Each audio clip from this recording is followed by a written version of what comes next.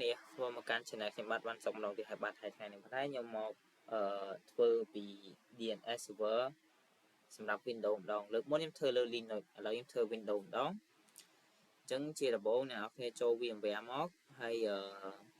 ចូលកន្លែង Tool ហើយចូល DNS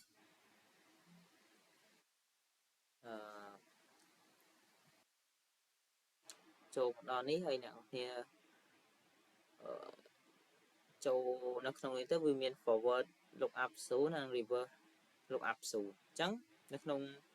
forward lookup 0អ្នកនរគ្នាបង្កើត0មួយមក new 0ហ្នឹងហើយអ្នកនរគ្នាកុំ tick កន្លែងនេះតើមកយើងដាក់ឈ្មោះ0របស់យើងខ្ញុំសូមដាក់E9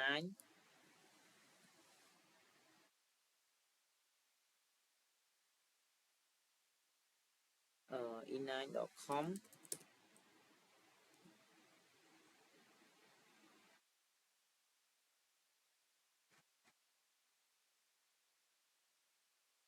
next ទៀត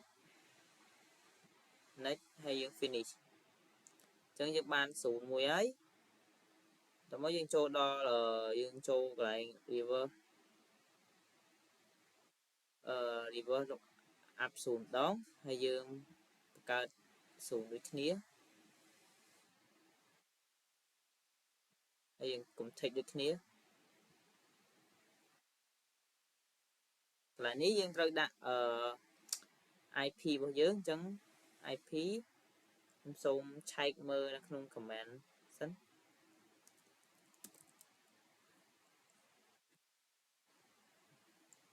យើងដាក់ IP config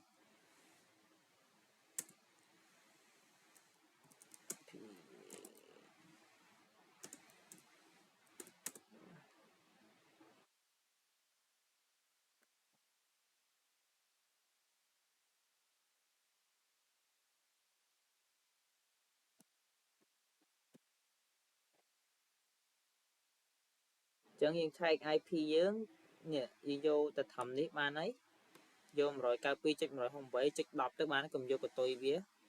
អញ្ចឹងខ្ញុំសូមវាយចូលមក192.168.10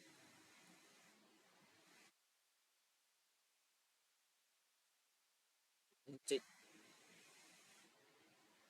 next ទៀត next ទៀតហើយ finish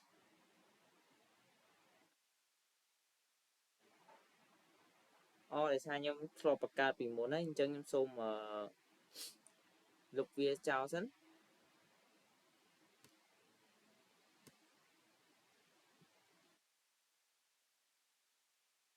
អូខេឥឡូវខ្ញុំសូមបង្កើត0ថ្មី next យើងចង់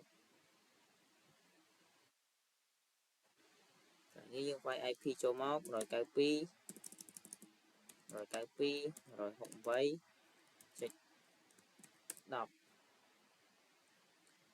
192.168.10 អូខេតោះ finish ឥឡូវយើងបាន0មួយហើយអញ្ចឹងយើងចូលទៅforward 0វិញយើងដៃ click លើវាមក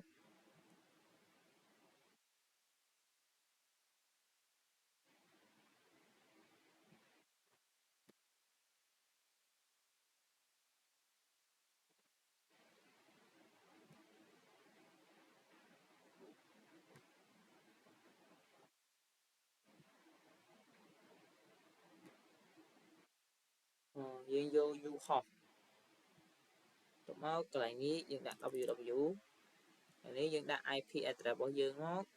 192.168.10.254 ខ្ញុំសូមមើលម្ដងទៀត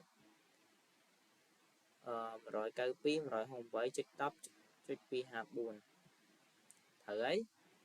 chứ những add mod ok những add hỏi ấy những khoai mod ở đây những chỗ từ như chỗ reversal đong tiết những chỗ right click chỗ new pointer chỗ browse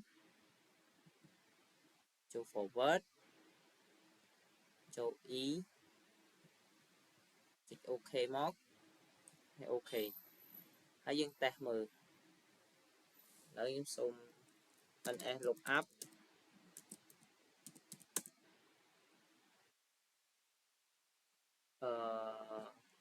e9.com www.e9.com ok server unknown bên tay dương khơi domain name dương ấy ní address ní vì bạn chạy nhé chẳng video nhóm mình là phần nắng chụp niaនៅ videoក្រោយ